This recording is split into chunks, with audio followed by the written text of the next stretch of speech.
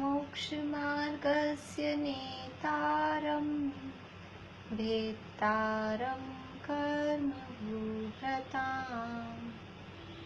ज्ञातारं विश्वतत्त्वानां वन्दे तद्गुणलाब्धये वन्दे तद्गुणलाब्धये।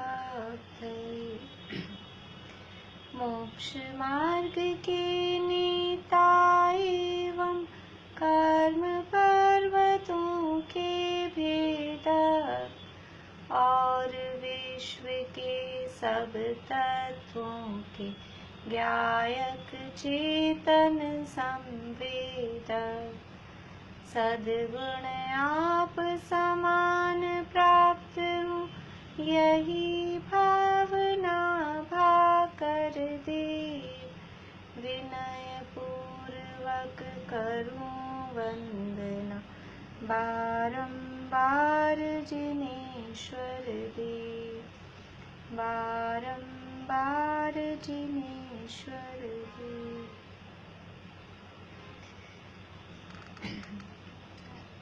आज हम पहले जो नया वो बोलते हैं जिनवाणी स्तुति उसका अर्थ देख लेते हैं।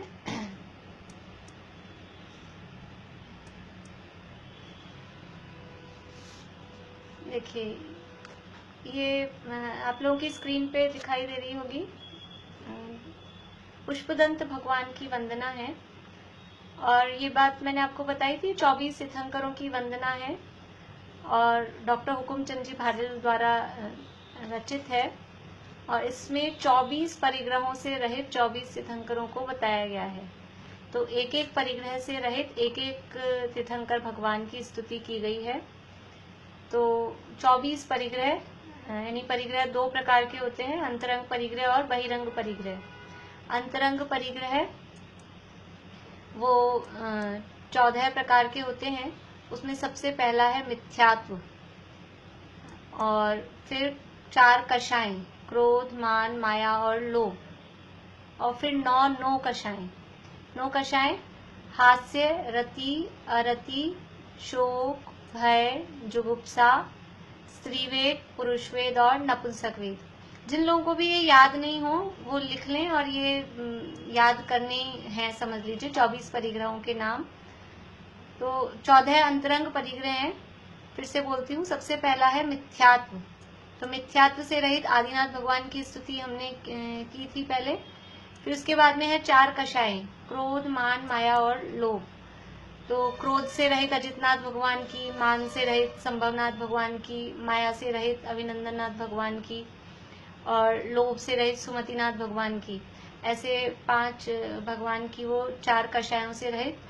इसके बाद में है 9 कषाएं। तो 9 कषायों में हास्य से रहित पद्मप्रभ भगवान की वंदना हमने की थी। मानता आनंद सब जग हास में परिहास में, तो पद्मप्रभ भगवान की स्तुति थी। इसके बाद में रति, हास्य के बाद में है रति और अरति, ये 2 कषाएं।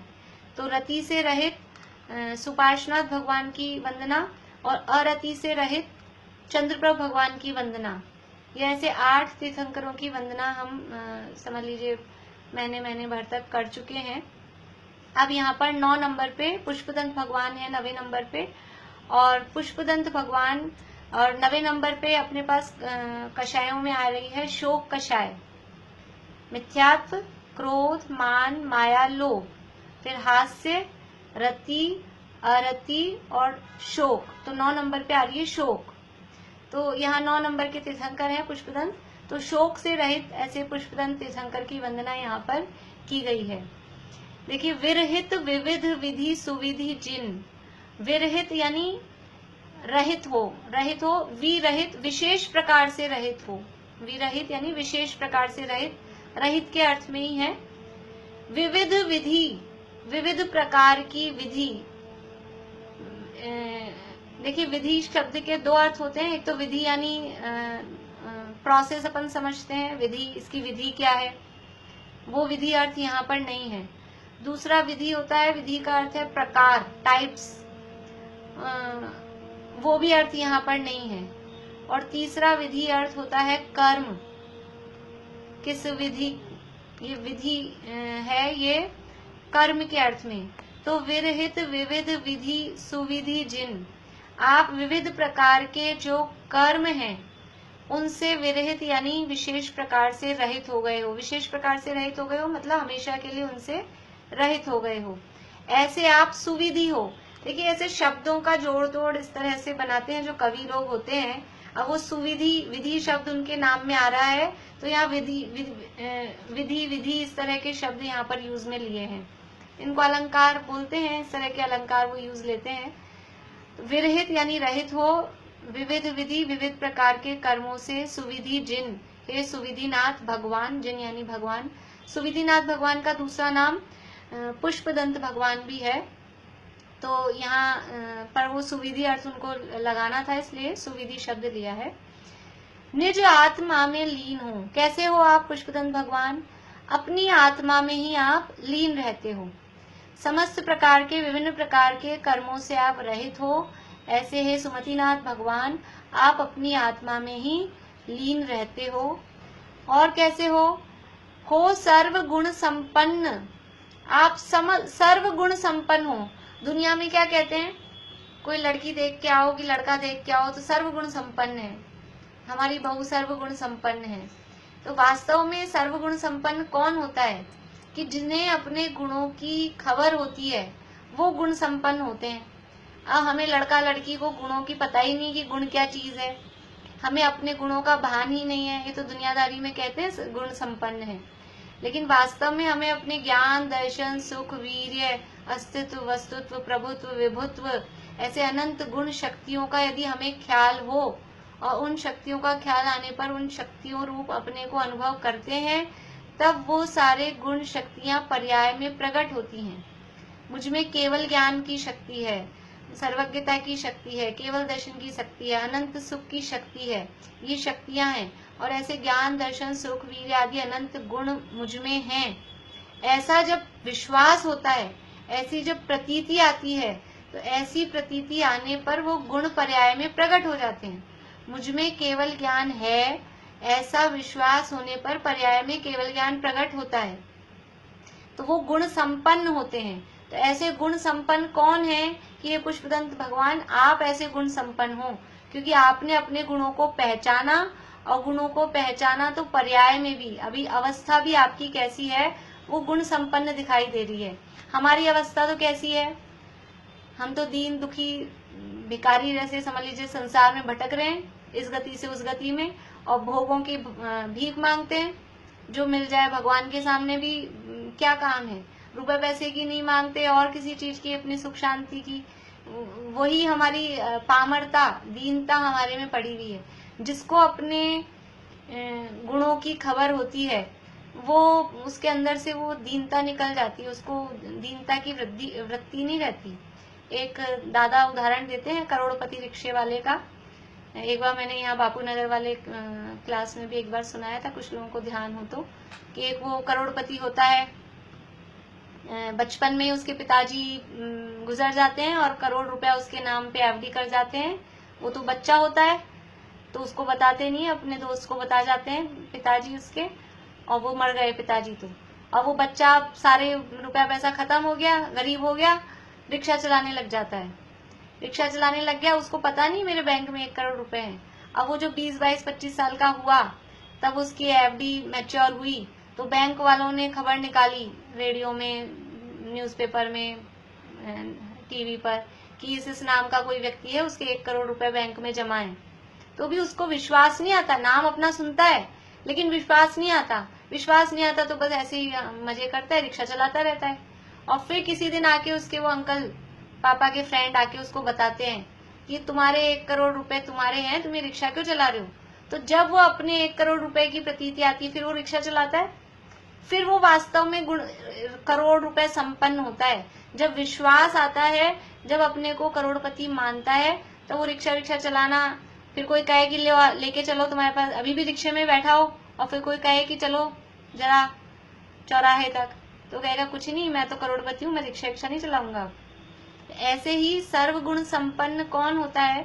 कि जिसको अपने अनंत गुणों की प्रतीति, विश्वास आता है, उसकी पर्याय में भी वो गुण प्रकट हो जाते हैं वो सर्वगुण संपन्न होता है।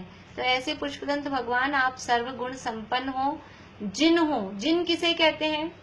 जिन कहते हैं जीतने वाले को। किसको जीतने वाले को?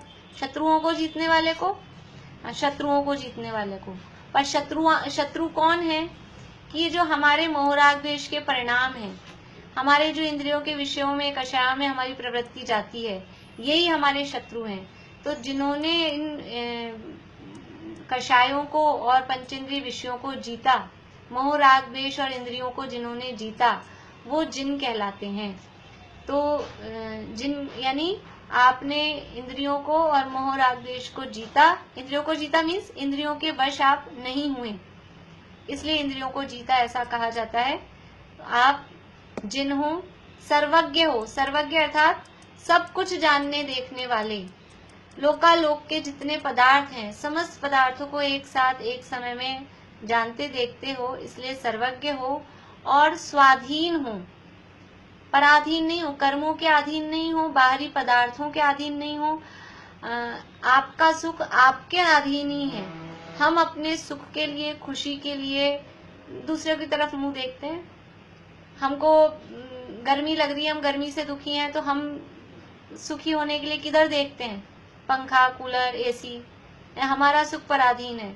हम सुखी होने के लिए माता पिता की ओर, पति पत्नी की ओर, बच्चों की तरफ, इनकी तरफ देखते हैं।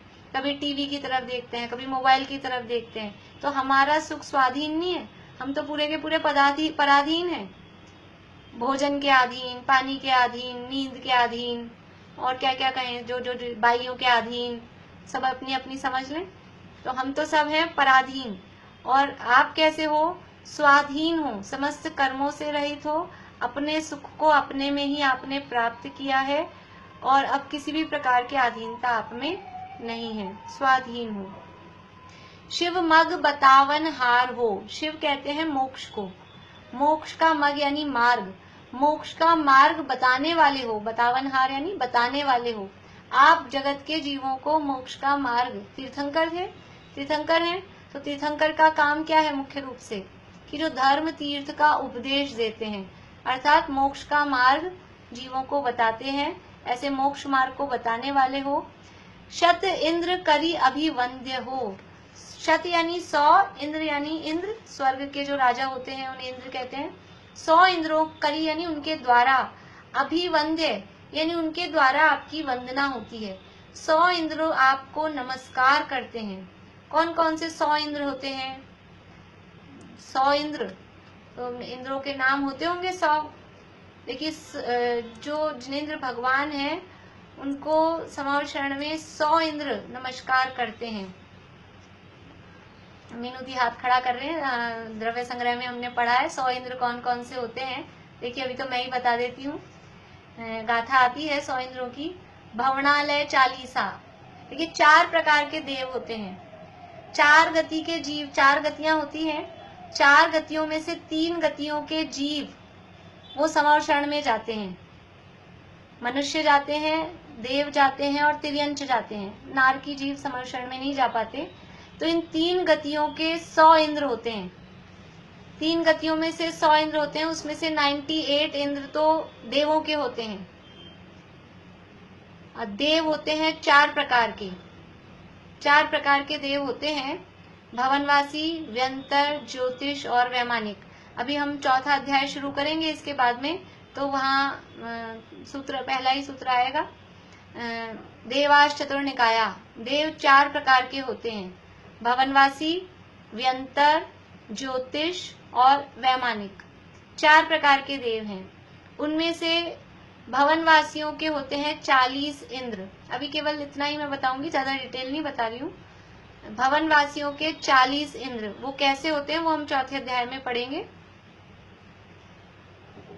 व्यंतरों के 32 भवनवासियों के 40 यानी 40, व्यंतरों के 32 इंद्र,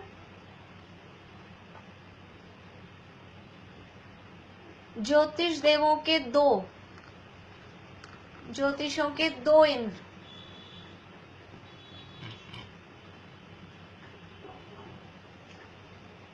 और कल्पवासियों के 24।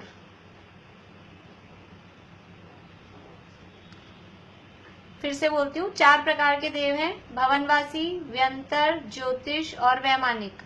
तो भवनवासियों के 40, व्यंतरों के 32, ज्योतिषियों के 2 और वैमानिकों के, यानी कल्पवासी बोले या वैमानिक बोले एक ही बात है, वैमानिकों के 24।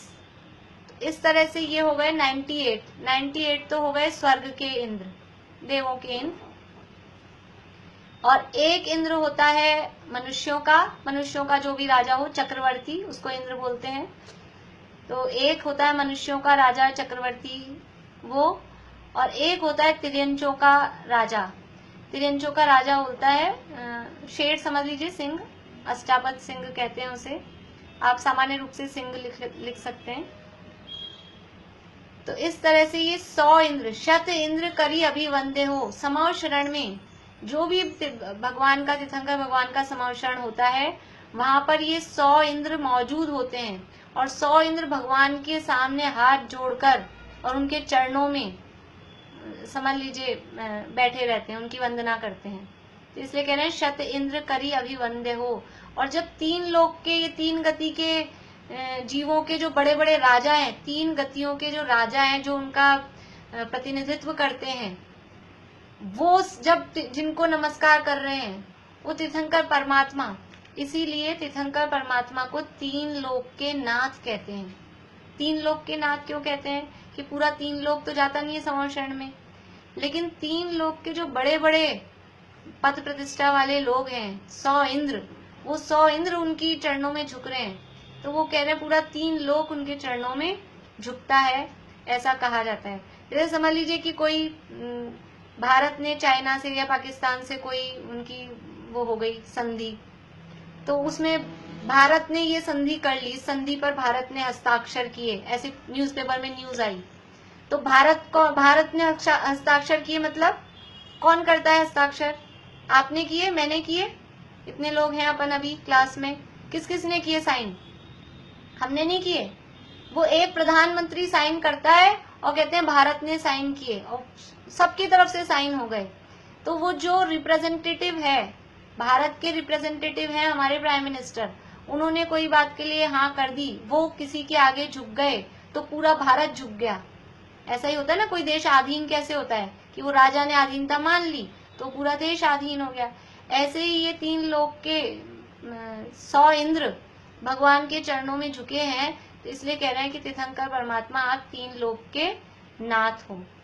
शत इंद्र करी अभिवंद्य हो, दुख शोक हर। देखिए यहाँ शोक कषाय से रहित बताना था, तो शोक कषाय आनी थी, तो अभी तक तो 3 लाइनों में आया नहीं था वो शब्द, अब यहाँ दे रहे हैं। दुख शोक हर, दुख को और शोक को हरने वाले हो, दूर करने वाले हो। दुख शोक हर, भ्रम रोग हर, और भ्रम रूपी रोग को भी हरने वाले हो, दूर करने वाले हो, उसका नाश करने वाले हो। वास्तव में सबसे बड़ा रोग जो है वो भ्रम ही है। भ्रम का मतलब क्या? भ्रम का मतलब है मिथ्यात्व। मोक्षा प्रकाशक में आया है कि भ्रम को दूर करने का उपाय भ्रम दूर करना ही है। सबसे बड़ा ये भ्रम है। क्या भ्रम है? यही तो भ्रम है, जो मैं नहीं हूं उसे मैं मान रखा है, शरीर को आत्मा मान रखा है, यही तो भ्रम है, और इसी का नाम मिथ्यात्व है। जो सुख के कारण है उनको दुख का कारण मान रखा है, जो दुख के कारण है उनको सुख का कारण मान रखा है। सुख दुख का पता ही नहीं है, सुख क्या चीज है, दुख क्या चीज है। जहाँ सुख नहीं है वहां सुख मान रखा है, यही तो भ्रम चल रहा है। मैं कौन हूं अपनी खबर ही नहीं है, गलत फहमी में, गफलत में किसी और को मैं मान रखा है, ये सारा भ्रम है। तो ऐसा भ्रम मिथ्यात्व को आप हरने वाले हो, नाश करने वाले हो, और संतोष कर, संतोष प्रदान करने वाले हो, संतोष करने वाले हो, समता भाव उत्पन्न करने वाले हो, और सानंद हो, आप आनंद से सहित हो। आप स्वयं आनंद से सहित हो, और जो जीव आपकी शरण में आता है, जो आपकी वंदना स्तुति करता है, वो भी आनंद से सहित हो जाता है। इस तरह से पुष्पदंत भगवान की वंदना ये हमने कल से शुरू की है जिनवाणी स्तुति के रूप में। अर्थ समझ में आ जाएगा तो याद करने में भी आसानी रहेगी। और याद हम सबको हो जाए, इसी उद्देश्य से हम ये बोलते हैं। अब अपने प्रकरण पे आते हैं।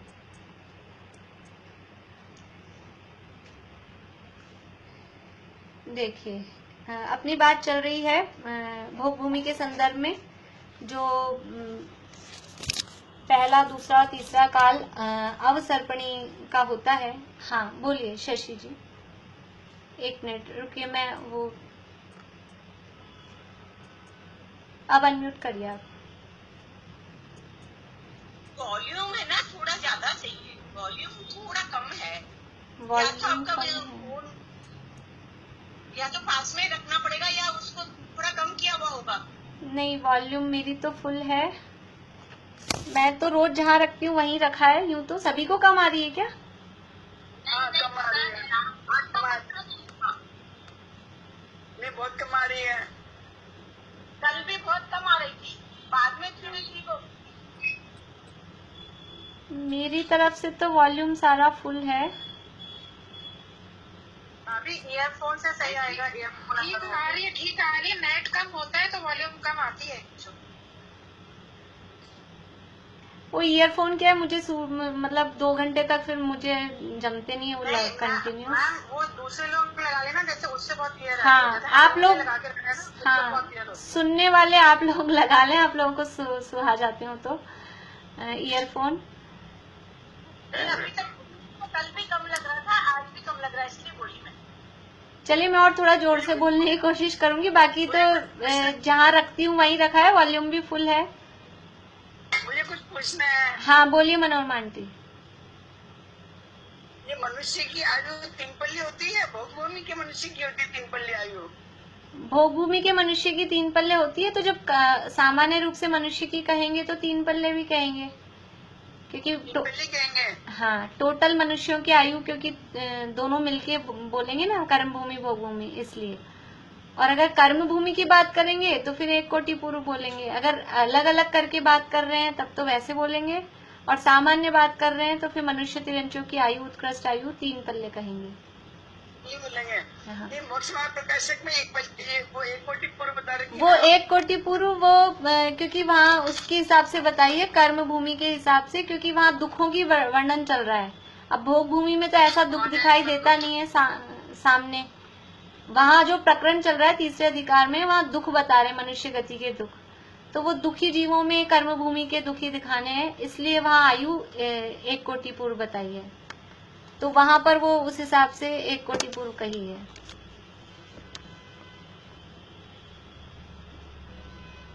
चलिए आगे बढ़े, किसी को और कुछ पूछना है?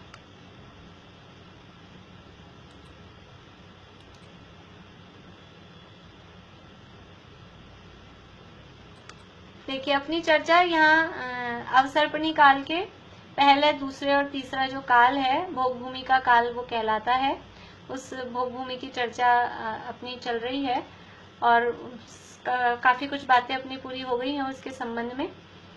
अब कल्प वृक्षों का स्वरूप हमें देखना है कि वहाँ भोग भूमि में वो जो जीव हैं, क्योंकि अब वहाँ माता पिता तो कोई है नहीं, वो बच्चे ही अपने आप ही 21 दिन में या 35 दिन में या 49 दिन में अपने आप ही बड़े होते हैं, तो फिर अब उनको खाना पीना, कपड़े पहनना, मकान, वो सब कौन देता है, किस तरह से उनको मिलता है, कोई चीज उनको चाहिए, कौन सिखाता है? जैसे हमने पढ़ा कि कला गुणों की प्राप्ति, कला गुणों की प्राप्ति का मतलब है स्कूलिंग टाइप, गुरुकुल जैसा, मतलब जो चीजें सीखते हैं, तो वो कौन सिखाता है, कैसे सीखते हैं, किस तरह से खाते पीते हैं, कहाँ से व्यवस्था होती है, तो वो सारी बातें का जवाब है कि वहां पर सब कुछ उनको कल्प वृक्षों से प्राप्त होता है। कल्प वृक्ष किसे कहते हैं? कि जो पुण्यवान जीवों को अपनी मनचाही वस्तु प्रदान करें, वो कल्प वृक्ष कहलाते हैं। कि जो पुण्यशाली जीव हैं और वो जो चाहते हैं वो उनको मिल जाए, ऐसा चीज देने वाले वो कल्प वृक्ष कहलाते हैं। और ये कल्प वृक्ष 10 प्रकार के होते हैं, 10 जाति के कल्प वृक्ष होते हैं। ऐसा नहीं है कि कल्प वृक्षों से चाहे जो मांग लेंगे, वो उनकी क्वालिटी होती है। जिस टाइप का कल्प वृक्ष है, उस कल्प वृक्ष के नीचे जाकर वो चीज मांगेंगे, तो जिसको जितना पुण्य का उदय होता है उसको वो चीज उतनी उस हिसाब से मिलती है। खाली ऐसा हमको सुना है हमने कल्प वृक्षों से सब कुछ मिलता है भोग भूमि में, तो ऐसा नहीं है कि कल्प वृक्षों से चाहे जो कुछ बेहिसाब मांग लें और जो उसको देने की सामर्थ्य, मतलब वो कल्प वृक्ष उस जाति का है ही नहीं और वो भी मांग लें, ऐसा पॉसिबल नहीं है। सभी जीवों को अपने पुण्य प्रमाण ही मिलता है। देखो पुण्य प्रमाण मिलता है मतलब जैसे कि कोई भिखारी मिल जाते हैं अपने को रेड लाइट पे, तो अपन कितना देते हैं उसको, देते हैं। कोई भी भिखारी दिख जाए रेड लाइट पे तो अपन देते हैं, कितना निकाल कर देते हैं, 1 रुपया 2 रुपया 10 रुपया ज्यादा से ज्यादा इतना ही देते हैं। वो भिखारी को कितना मिलेगा, वो उसको उसके पुण्य प्रमाण ही मिलेगा। उसको ऐसा नहीं होता कि कोई 1000 रुपए निकाल के दे देगा, कोई 10,000 रुपए निकाल के दे देगा, ऐसा कोई नहीं दे सकता। और अपने घर में जवाई आते हैं और उनको तिलक करके अपने को विदा करना है, उनको कितना देते हैं, 1 रुपया 2 रुपया 10 रुपया, वो उनको हजारों में देते हैं, जिसकी जैसी श्रद्धा हो। तो ऐसा क्यों है, उसको ज्यादा जरूरत थी, उसको आपने 1 ही रुपया दिया, और इनको तो जरूरत भी नहीं है फिर भी इनको आप इतना दे रहे हो, कि सबको अपने पुण्य प्रमाण ही मिलता है। तो ऐसे ही कल्प वृक्ष है, और कोई सोचे कल्प वृक्ष है तो चाहे जो कितना मिलेगा, कि जितना पुण्य में होता है उतना ही मिलता है। ये बात अलग है कि वहां उत्पन्न होने वाले जीव सब इतने पुण्यशाली होते हैं कि वो जो चाहे वो उनको मिलता है, लेकिन फिर भी उसको कितना मिलना है, किस क्वालिटी का मिलना है, वो सबको अपने अपने पुण्य प्रमाण मिलता है। देखिए 10 प्रकार के 10 जाति के कल्पवृक्ष हैं। पहला है पानांग, नाम लिखने हो तो आप लोग लिख लीजिए, पानांग।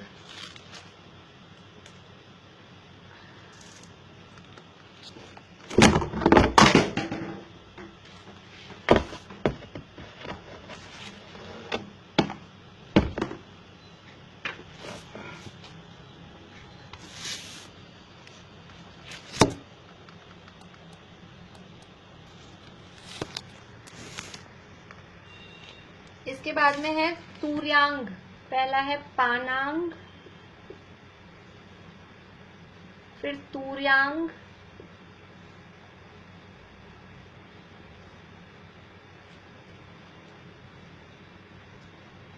तीसरा है भूषणांग,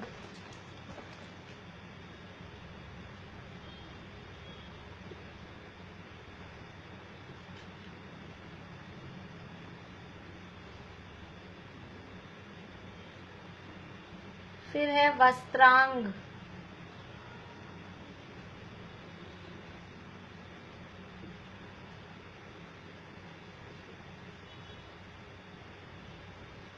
नेक्स्ट है भोजनांग,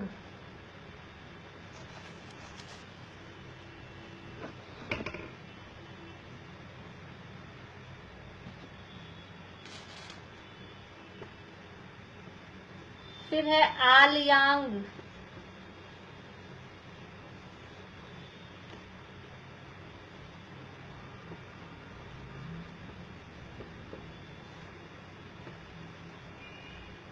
दीपांग। दिख रहा है?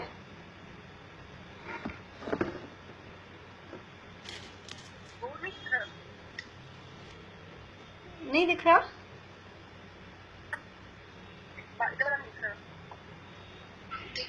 मैं एक बार लिख देती हूँ, मैं सामने कर दूंगी, फिर एक बार मैं लिख देती हूँ। भाजनांग,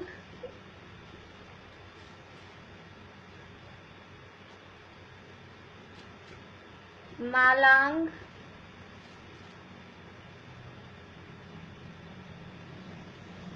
और तेजांग।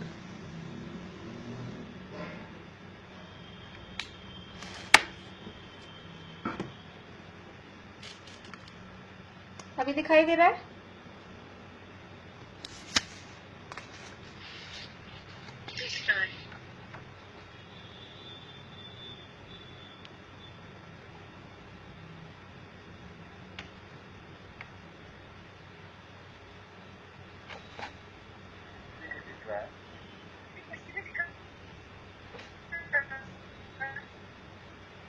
ये जो लास्ट वाला है तेजांग, इसका एक और नाम है ज्योतिरांग।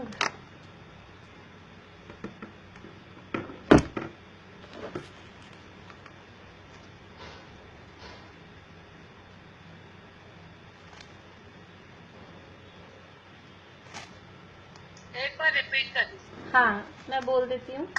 पहला है पानांग, दूसरा तूर्यांग, तीसरा है भूषणांग, चौथा वस्त्रांग, पांचवा भोजनांग, छठा है आलयांग,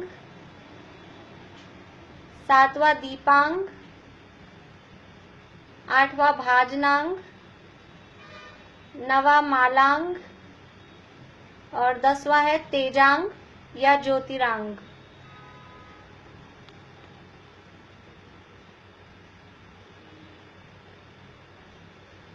हो गया सबका? देखिए इनका इनके नामों में, हाँ जी, तेजांग का दूसरा नाम ज्योतिरांग। ज्योतिरांग। हाँ, ज्योतिरांग।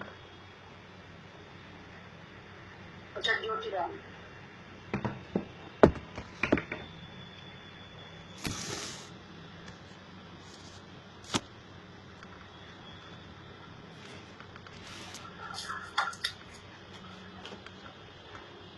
देखिए इनके नामों में कुछ एक दो नामों में चेंजेस भी मिल सकते हैं। कुछ पुराणों में जैसे ये जो हमने नाम देखे हैं, ये नाम हमने तिलोय पन्नति के आधार पर देखे हैं और आदि पुराण में, हरिवंश पुराण में हो सकता है कुछ नामों में चेंज मिल जाए, तो उसमें कोई खास बात नहीं है। अभी इनका स्वरूप देखते हैं। पहला नाम है पानांग। पानांग का मतलब है, पान मतलब है पेय पदार्थ।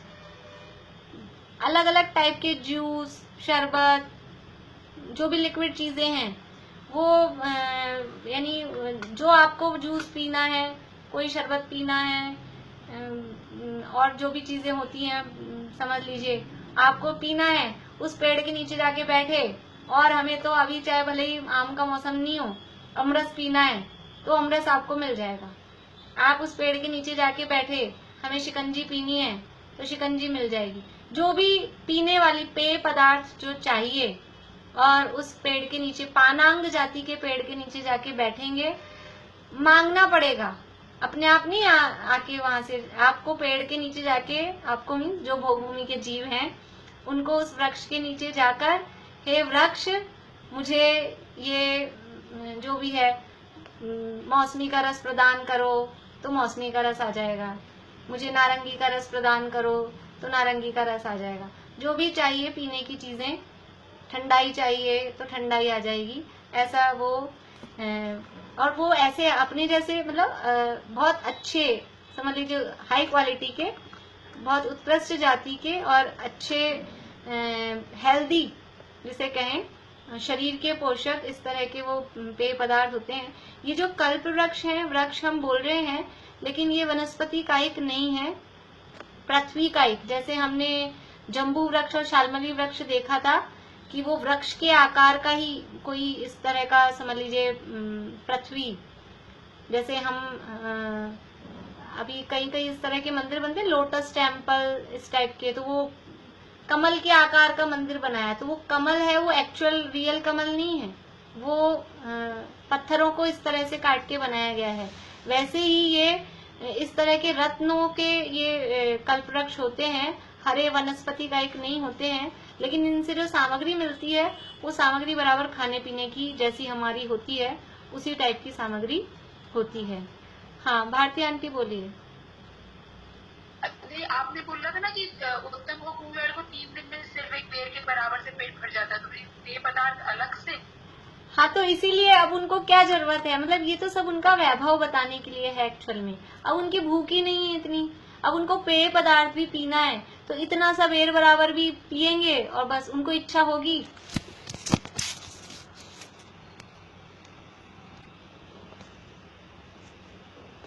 तो वास्तव में तो वो कल्पवृक्ष वहां पर हैं, वो वहां का वो पुण्य का वैभव, समझ लीजिए पुण्य का उदय दिखाने के लिए है, पर वो पुण्य के उदय से जीवों को वहां भूख भी लगती नहीं इतनी, ज्यादा सामग्री तो है लेकिन इच्छाएं इतनी है नहीं, इतनी उनको जरूरत है नहीं, पर वो पुण्य का उदय है इसलिए इतनी वहां पर सामग्री रहती है।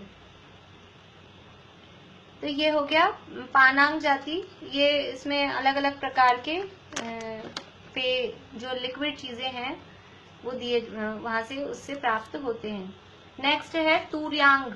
तूर्यांग का मतलब है कि अलग अलग प्रकार के वीणा, बांसुरी, मतलब ढोलक वोलक बाजे जो भी होते हैं म्यूजिकल इंस्ट्रूमेंट्स, वो इस तूर्यांग जाति के वृक्ष से उनको प्राप्त होते हैं।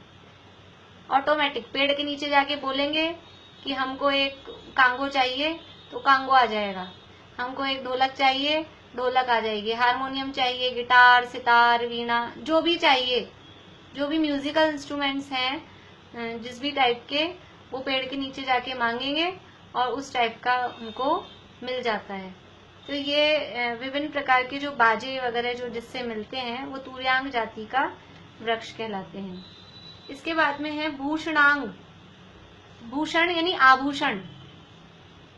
तो जिस पेड़ के नीचे जाने से, लेडीज के मतलब का तो है ये, अपने को मौका मिलेगा तो कौन से पेड़ के नीचे जाके बैठेंगे, ये अच्छा है भूषणांग कि उस पेड़ के नीचे जाके बैठो और जो आभूषण चाहिए हो, सोने का, चांदी का, रत्नों का, जिस डिजाइन का जैसा, वो आभूषण आप उससे मांगेंगे कि मुझे कनकती चाहिए, कि गले की चैन चाहिए, कि सेट चाहिए, कि कान के दिखाएंगे किसको? हाँ जी, पहन के दिखाएंगे किसको? दिखाना के खुद भी खुश होके पहन, मतलब खुद की खुशी के लिए पहनते हैं, दिखाना हो चाहे नहीं दिखाना हो, आदमी अपनी उस सेटिस्फेक्शन के लिए पहनता है। तो वो पहनने का मन हो, जैसा जो हो। वहाँ ऐसा नहीं है कि वो पति पत्नी दो ही रहते हैं तो क्या करेंगे, ऐसे ही रहते होंगे, चला भी जैसे लॉकडाउन में घर में कुछ भी पहन के रहो, ऐसा नहीं है। वहाँ बराबर सज धज के, जैसे कि सीरियल्स की अपने सास बहुएं बनी पहन के रहती हैं, बिल्कुल सारे गहने जेवर, वैसे बराबर वो सब टिप टॉप सब पहन पान के रहते हैं अच्छे से। तो जिस भी प्रकार आप समझो कि इतना उनके पास वैभव है कि आज जो पहना वो उनको वापस संभाल के रखने की जरूरत नहीं है, यूज एंड थ्रो, फिर नया ले लेंगे वृक्ष से, अलमारियां भरने की जरूरत नहीं उनको। तो विभिन्न प्रकार के जो भी जिस भी टाइप के आभूषण चाहिए वो आभूषण उनको, अकेले लेडीज को ही नहीं चाहिए, जेंट्स भी समझ लीजिए, वो जेंट्स के भी अपने अपने आभूषण होते हैं। वहां पे जो देखिए, वहां पे जो स्त्रियां होती हैं उनको बोलते हैं आर्या, और जो पुरुष होते हैं उनको बोलते हैं आर्य। वो आपस में इसी नाम से, इसी संबोधन से एक दूसरे को बुलाते हैं। यद्यपि कहीं कहीं पुराणों में उनके नाम भी आते हैं, वो नाम भी उनके रख लेते हैं, लेकिन सामान्य रूप से पुरुषों को कहते हैं आर्य। जैसे जो अपने पुराने कोई सीरियल्स हैं उनमें ऐसा संबोधन अपन सुनते हैं, ये आर्य पुत्र। तो ये आर्य पुत्र और ये जो संबोधन है ये वहीं से आए हैं, समझ लीजिए। भूमि में पुरुषों को आर्य कहते हैं और स्त्रियों को आर्या कहते हैं। तो पुरुष भी बराबर मुकुट लगा के, ये बाजूबंद और मालाएं वगैरह सब पहनना, पुरुष भी पहनते हैं आभूषण। तो स्त्री और पुरुष दोनों ही आभूषण पहनते हैं और उस वृक्ष के नीचे से वो विभिन्न प्रकार के आभूषण प्राप्त करते हैं। फिर है वस्त्रांग। जो भी कपड़े चाहिए, जिस क्वालिटी के, जिस मटेरियल के, जैसे भी ड्रेसेस चाहिए उससे मांगेंगे पेड़ के नीचे जाके, और वो बिल्कुल बराबर कोई शुद्ध वस्त्र, ऐसा नहीं कि कोई हिंसा से बने हों, कीड़े वीड़े मार के बने हों, ऐसा नहीं, बिल्कुल सब शुद्ध वस्त्र, और जिस रंग के, जिस डिजाइन के, जो वर्क उसमें चाहिए, जैसा चाहिए वैसा उनको कहेंगे पेड़ को, और वो उससे वस्त्र प्राप्त हो जाता है। तो अनेक प्रकार के वस्त्र जिससे मिलते हैं वो है वस्त्रांग। हाँ, वो कल्पवृक्ष, वो कोई जीव होते हैं क्या? उनमें ज्ञान होता है कि वो समझ पाते हैं? नहीं, इसको क्या चाहिए?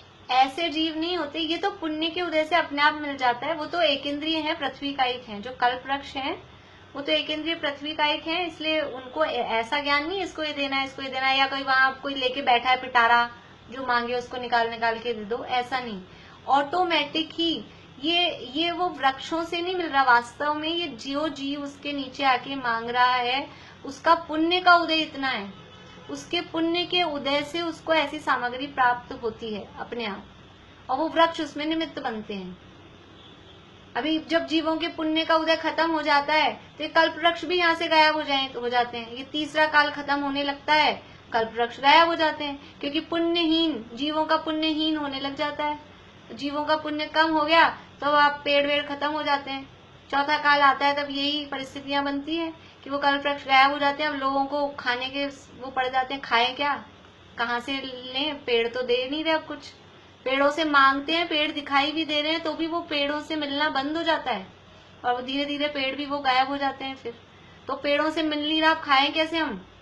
तो फिर वो जो कुलकर होते हैं वो सब उनको सिखाते हैं किस तरह से अनाज उगाना है, क्या करना है, वो इस तरह से व्यवस्था बनती है। तो ये तो पुण्यशाली जीव वहाँ भोग भूमि में उत्पन्न होते हैं।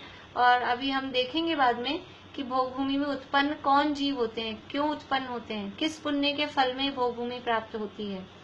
तो वो कुछ ऐसा पुण्य किया होता है, उसके विशेष पुण्य के फल में भोग भूमि की प्राप्ति होती है। देखिए फिर है भोजनांग। तो जो भी अपने यहाँ तो कितने प्रकार के बोलते हैं, 56 भोग, और आप 56 के दुगने कर लो, जितने भी टाइप के। देखिए यहाँ तो लिखा है 16 प्रकार का आहार, 16 प्रकार के व्यंजन। तो मेरा एक्चुअल में आज नेट ही स्लो चल रहा है, इसीलिए आवाज, मेरा नेट स्लो चल रहा है। 1 मिनट रुकिए। आपकी तो सही है, बाकी और लोगों के चल रहा होगा, हमें तो पूरी क्लियर आ रही है।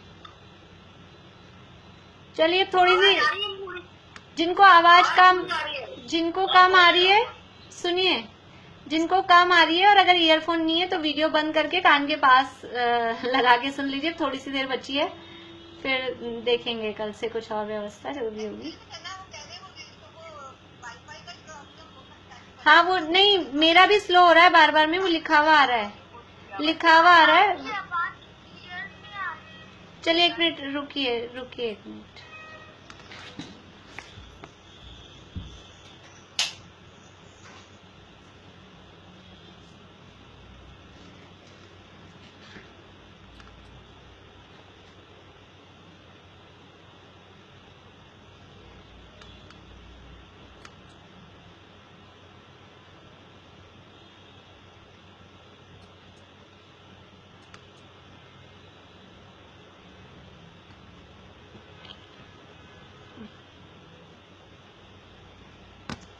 हाँ तो यहाँ देखिए मैं ये पढ़ के बता रही थी आपको, 14 प्रकार के सूप। कितने प्रकार के सूप बनते हैं अपने यहाँ पे, अपने को 2 4 5 आते होंगे। यहाँ कह रहे हैं 14 प्रकार का सूप। आवाज आ रही है अब आप लोगों को?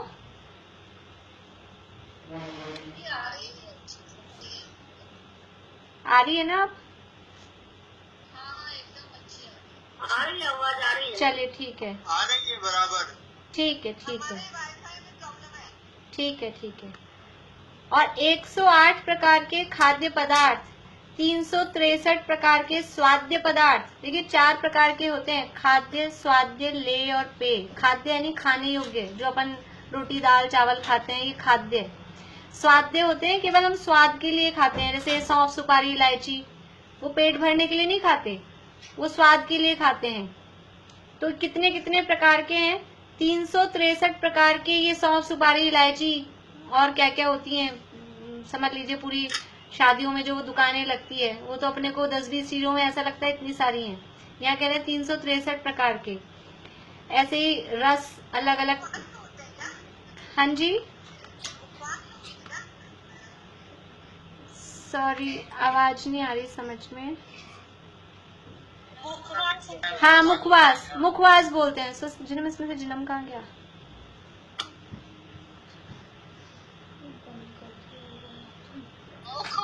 हाँ हाँ मुखवास बोलते हैं।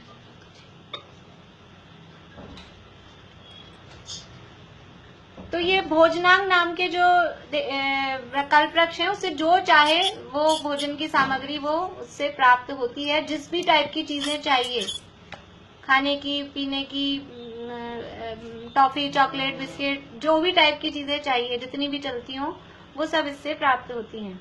इसके बाद में है आलयांग। आलयांग है, आलय का मतलब है रहने की जगह, भवन, मकान। कल जो बात चल रही थी ना, वो उनके महलों में रहते हैं क्या, मकान होते हैं क्या। तो आलयांग नाम के जो कल्पवृक्ष हैं, वो आलयांग जाति के कल्पवृक्षों से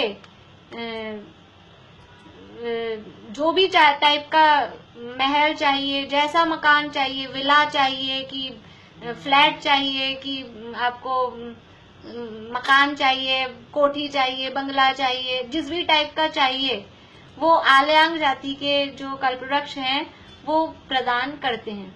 सबको अपने अपने पुण्य प्रमाण, ये बात ध्यान रखनी है कि जिसको जितना पुण्य का उदय होता है उस हिसाब से वो सब उनको प्राप्त होते हैं।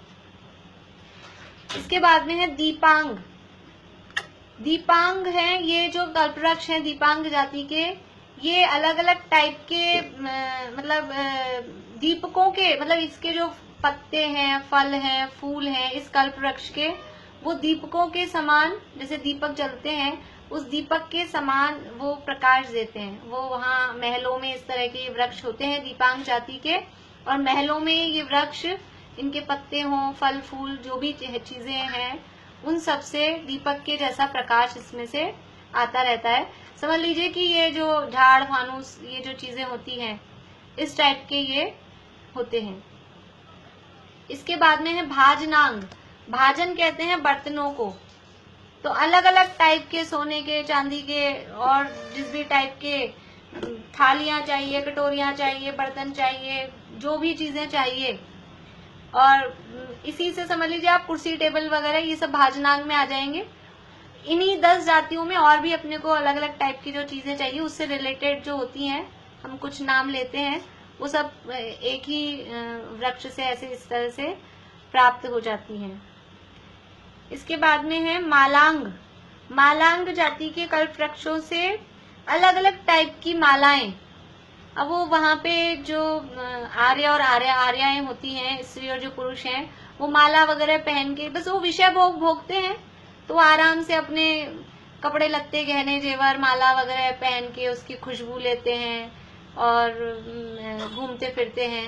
तो अलग अलग प्रकार की मालाएं उनसे वो प्राप्त करते हैं, अपने घर को सजाते हैं, खुद को सजाते हैं, जो भी करते हैं वही मालांग जाति के वृक्षों से मालाएं प्राप्त होती हैं।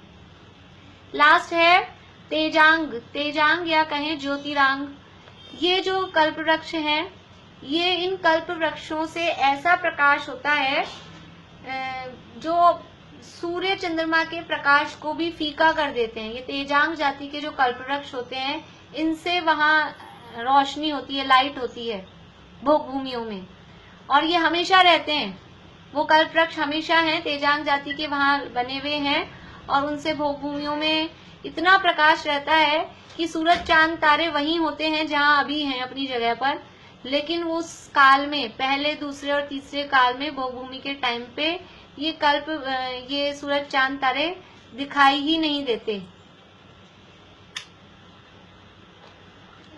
तो इस तरह से ये तेजांग जाति के कल्प वृक्ष होते हैं, और उससे वहाँ भोग भूमियों में प्रकाश हर समय, वो दिन रात का भेद वहाँ पड़ता ही नहीं है, हर समय उजाला ही उजाला रहता है। तो दिन रात का भेद वहाँ पर दिखाई नहीं देता है। और इन कल्प वृक्षों के माध्यम से भोग भूमि के जीव उत्तम सुखों को भोगते हैं, और इतना सब कुछ मिलता है। अपने को लगता है बेर बराबर खाते हैं, आंवला बराबर खाते हैं, इतना सब कुछ मिल रहा है, इतना ज्यादा मिल रहा है, लेकिन फिर भी वो तृप्त नहीं होते। इतना सब कुछ मिलने पर भी वो संतुष्ट रहें कि ठीक है भाई, शांति है, ऐसा वो नहीं होते हैं, तृप्ति को प्राप्त नहीं होते। जितने भोग मिल रहे हैं उतने ही कम लगते हैं।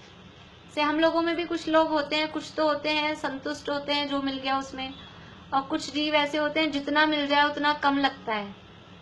जितना पैसा कमा ले उतना कम है, जितना खाने पीने को मिल जाए उतना कम है, जितना पहनने ओढ़ने को मिल जाए उतना कम है। ऐसे ही वहाँ पे जो मुख्य रूप से मिथ्या दृष्टियों की बात है, जो मिथ्या दृष्टि जीव हैं, उनको इतने भोग मिलते हैं, उसके बावजूद भी वो तृप्ति को प्राप्त नहीं होते। ये भोग भूमि के जीवों के भोग कितने होते हैं कि चक्रवर्ती से, चक्रवर्ती होता है मनुष्यों का राजा, समझ लीजिए। उस चक्रवर्ती के बहुत भोग, चक्रवर्ती के भोग इतने होते हैं कि उसके भोगों की सुने हम तो हमारे को ऐसे लगे कि क्या स्थिति है।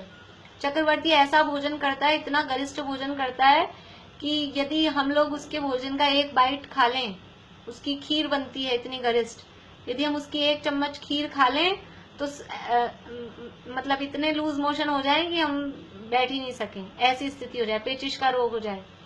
तो वो पचाने की ताकत किसी में नहीं होती, इतना भोग चक्रवर्ती भोगता है। और चक्रवर्ती के भोगों से भी बहुत ज्यादा गुने भोग यहाँ भोग भूमियों में होते हैं। और कुछ काम ही नहीं है, दोनों वो हस्बैंड वाइफ के जैसे जीवन भर रहते हैं, हस्बैंड वाइफ होते हैं, सब कुछ पेड़ों से मिल ही रहा है, ना आदमी को कमाने जाना है, ना लेडीज को बनाना है, ना झाड़ू बुआरी करनी है, ना पानी भरना है, कुछ काम नहीं है। ना बच्चे हैं तो बच्चों को पालना भी नहीं है, कोई काम वहाँ नहीं है, ना उनको पढ़ाना लिखाना। एग्जाम आ गए, बच्चों के एग्जाम आ गए तो अपने एग्जाम आ गए, ऐसी हो जाती है स्थिति। ऐसा कुछ भी वहाँ टेंशन नहीं है, भोग भोगो, घूमो फिरो, कुछ काम नहीं है। इतने भोग भोगने के बाद भी वो तृप्त नहीं होते, भोगों में आसक्त रहते हैं। पर जो जीव वहाँ पे सम्यक दृष्टि होते हैं और या फिर वहाँ सम्यक दर्शन प्राप्त कर लेते हैं, तो वो सम्यक दर्शन की निमित्त से उनको भोगों में सुख बुद्धि नहीं रहती है। इस तरह से ये भोग भूमियों में जो कल्प वृक्ष होते हैं उसके ये हमने सामान्य सा स्वरूप देखा है।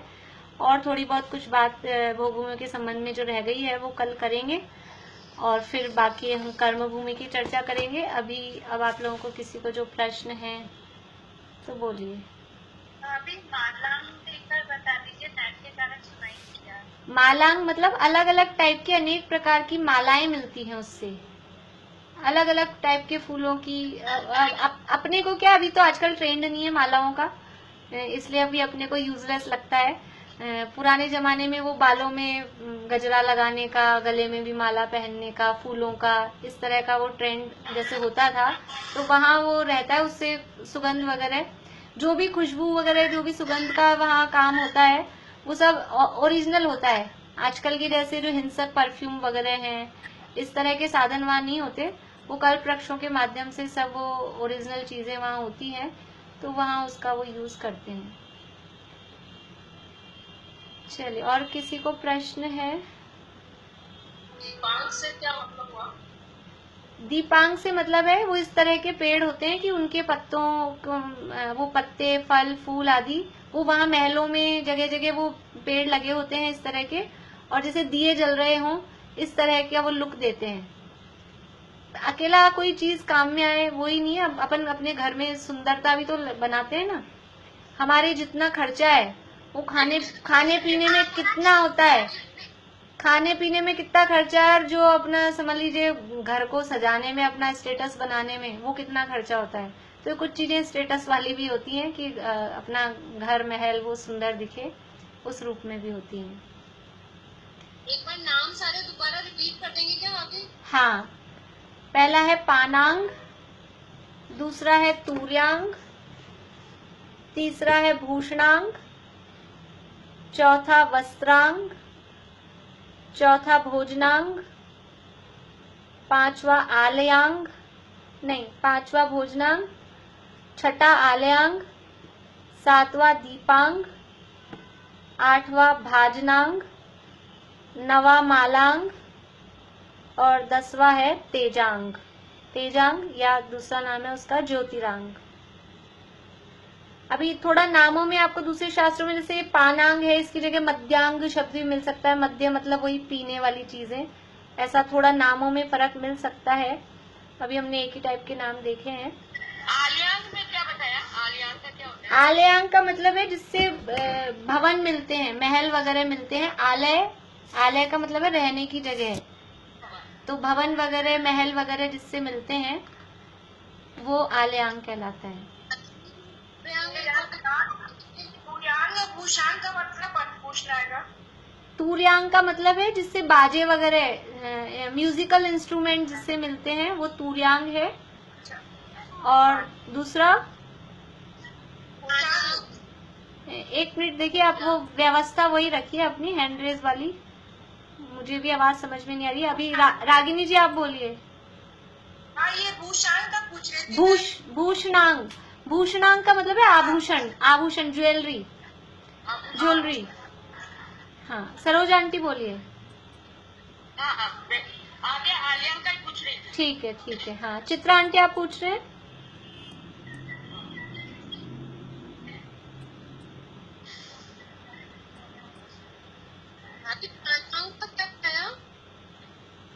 फिर से बोलो ईशा। पानांग। पानांग का मतलब है पेय पदार्थ, लिक्विड, जो भी जूसेस, शरबत और जो भी कुछ है लिक्विड चीजें, वो पानांग।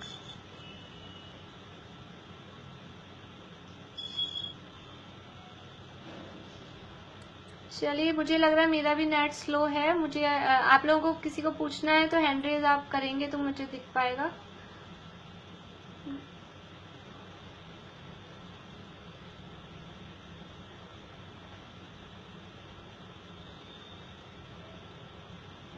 पूछना है किसी को?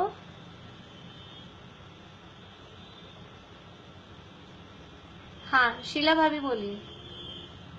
इसमें है ना, वो कला और गुण वाला तो आया ही नहीं जो वृक्ष से मिलता है। वो कला गुण वो अपने आप फिर सीख जाते हैं। जैसे ये जो तूर्यांग है, इससे वो अपने आप फिर वो सीख जाते हैं।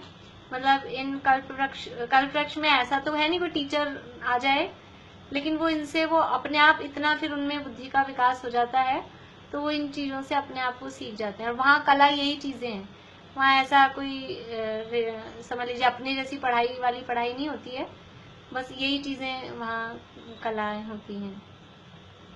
तीर्थंकर तो हुए ही नहीं तब तक, तो वो हाँ हाँ, इसलिए। हाँ, और किसको पूछना है?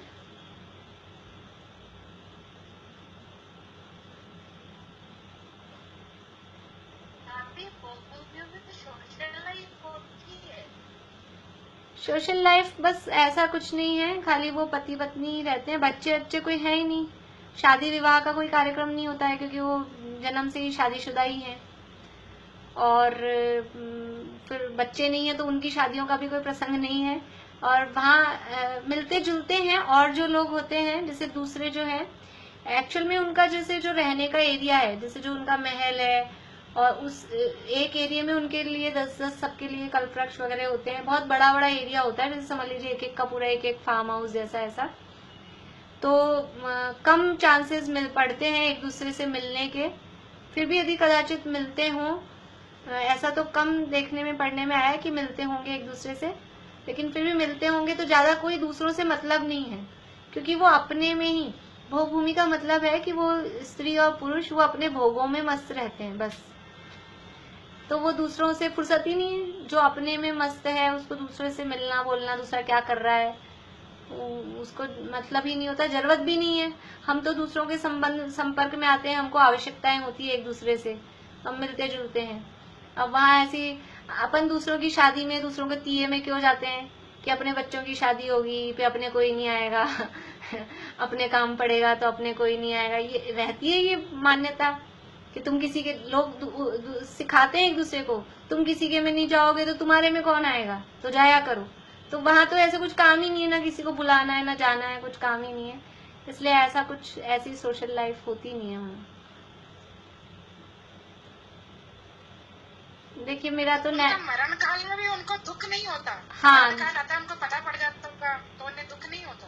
दुख नहीं होता है क्योंकि वो बस छींक आती है और उबासी आती है और उससे वो प्राण निकल जाते हैं। वास्तव में तो अपन ने कल्पना कर रखी मरण में दुख है, वो तो जो मिथ्या दृष्टि का मरण होता है ना, यानी असमाधि पूर्वक जो मरण होता है उसमें दुख, जितना ज्यादा शरीर से मोह होता है तो वो शरीर छूटने का दुख होता है। और वहाँ उनको पता लगता है, ऐसा तो कुछ पढ़ने में नहीं आया, जैसे देवों को 6 महीने पहले पता लग जाता है उनकी माला मुड़ जाती है, ऐसे उनको ये पता लग जाता हो कि अब हम मरने वाले हैं, ऐसा तो कुछ वो भी जब प्रेग्नेंट होते हैं तब मतलब उसका मतलब ऐसा कुछ हो जाता होगा कि जाने ही वाले, ऐसा तो लगता होगा उनको। ऐसा कुछ पढ़ने में नहीं आया कि उनको ये पता लग जाता हो उससे कि भी हमारा काल पूरा हो रहा है, जो भी हो, लेकिन मरण में उनको कष्ट नहीं होता क्योंकि बस छींक आई और निकल गए प्राण, उबासी आई और छूट गया शरीर। मैंने पढ़ा था कि 9 महीना पहले उनको पता चल जाता है, देवों को 6 महीना पहले उनको 9 कहीं पढ़ा था, याद नहीं आ रहा मुझे कहाँ। मेरे तो ऐसा पढ़ने में 9 महीना पहले उनको वो गर्भधारण होता है, लेकिन वो उनको पता लग जाता है हमारी आयु पूरी होने वाली है, ऐसा कुछ वो नहीं है। और ये जो भोग भूमि यही रहेगा क्या? यही रहेगा क्या? हाँ आंटी, अभी तो यही है आंटी, बदलेगी तो मैं अब ग्रुप में मैसेज डालूंगी, अभी मैं कर नहीं पाई वो, तो मैं कोशिश करूंगी, अगर आज हो जाएगा तो मैं मैसेज डाल दूंगी ग्रुप में, कोशिश कर रही हूँ। वो थोड़ी दिक्कत आ रही थी तो हो नहीं पाया, जब भी हो जाएगा फिर मैं मैसेज डाल दूंगी। ये जो भोग भूमि के जीव हैं, ये भोग भूमि के जीवों को विक्रिया की भी शक्ति होती है। विक्रिया का मतलब है अनेक रूप बनाने की। जो खुद का शरीर है,